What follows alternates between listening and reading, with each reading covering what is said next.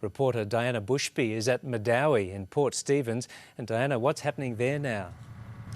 Well, fire crews here in Medowie have been working hard through the night to get this blaze under control. We've seen several homes and properties come under threat by the flames. This one behind me here on Kingfisher Close, it's died down a bit now, but only a short time ago it was moving quite rapidly along this fence where there's still livestock. Earlier in the evening we saw men filling buckets of water using hoses to protect sheds on their properties. The RFS have done an amazing job to ensure that all these houses and residents have stayed safe, but it seems they've still got a lot more work to do through the night. Back to you, Paul. Thanks, Diana. The moment of terror as flames close in on this family's property. This is ridiculous. Moving quickly, the fire caught hold of long grass, and these residents did all they could to defend their home.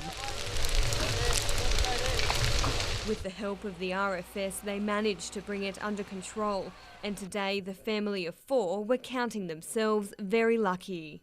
Got very, very close, very hot. The winds were horrendous. The noise sounded like a freight train coming. And if it wasn't for the fireys, we wouldn't be here. We absolutely wouldn't be here. It was that intense.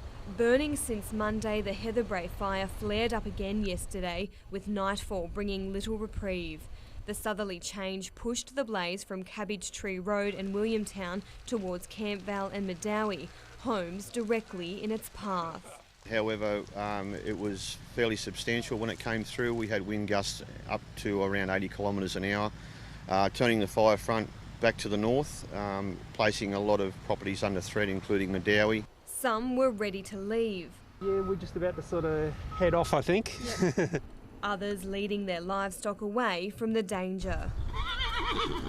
By midnight it looked to be settling down, and this morning cool conditions put the RFS on the front foot. At this stage we look like we're starting to win the battle, but we're far from it. This part of Richardson Road in Campvale bore the brunt of this bushfire. The scenes here last night would have been unimaginable as the firestorm tore through. But today, the ferocity of the blaze can be seen in what's left of this bushland. Several sheds were destroyed and crews were today working to establish new containment lines. Residents who left their homes behind returned to see just how close the flames came. You can see it got close, thank goodness for the fire service. Hundreds of thousands of dollars worth of musical instruments, equipment and props fell victim to the flames, as well as other personal belongings of those inside. For around 2.5 years, Bylong residents have had the threat of mining hang over their heads, but the ICAC ruling has given them hope it won't go ahead. While challenging weather conditions sped up the harvest, winemakers are confident the 2013 vintage will be one to remember. Assistant Counsel Julia Lonergan put to Father Lucas that he didn't keep notes so they couldn't be disclosed in legal proceedings. To that he replied, "I think that would be a reasonable comment." Ben's Cessnock hangar is a vault of 1930s nostalgia. The planes, the music and the style. It's a far cry from the roles that made him famous. But today in Newcastle, David Hasselhoff was all about the music. I'm in the rock world all of a sudden, and I've always wanted to be a rocker. There isn't an extreme sport Tom Dow wouldn't try. The 26-year-old is a seasoned surfer and sailor, has hit the slopes and has even jumped out of a plane.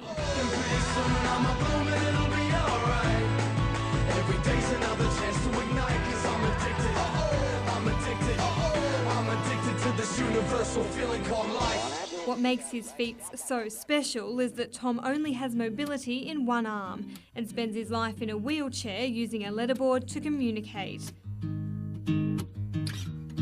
Tom has Lee's disease, a rare degenerative disorder that affects the body's central nervous system, but that hasn't slowed him down. We walk about 6 kilometres and Tom's always in front of me, and when I lag behind too much he's always there and he flips the horn at me and, as if to say, come on, hurry up. While he may be quick on land, he really hits his stride in the water. Even in conditions where others might choose to stay on the shore, Tom is still excited to hit the waves.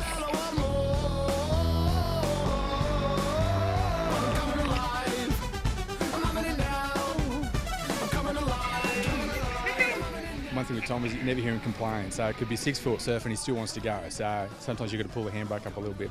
Surfing is one of Tom's favourite sports, and for the past 7 years a group of friends have been bringing him out, helping him experience the thrill of catching a wave.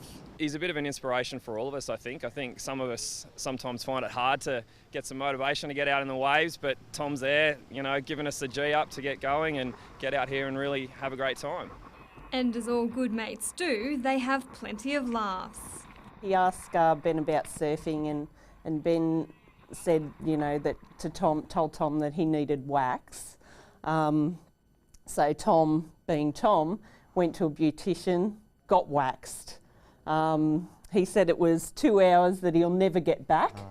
It was a big misunderstanding, and he said, but on the upside he came out looking as streamlined as a dolphin. In between surfs, he sails unassisted on Lake Macquarie. The smile on their faces when they come in is worth every minute of it. Just over a year ago, he tipped out of the boat, leaving those close to him fearing for his safety. But now Tom has a good laugh about it. He said very lightheartedly when he was okay, he said by the time he drank half of Lake Macquarie and dragged himself ashore, that his mum and dad had rented his room and listed half of his stuff on eBay. And it didn't take him long to set sail again. He always sees the funny side to anything. He never have I seen Tom without a smile on his face. He's had some challenges in his life, but he's lived every day, made the most of it, so he's a great bloke. Diana Bushby, NBN News.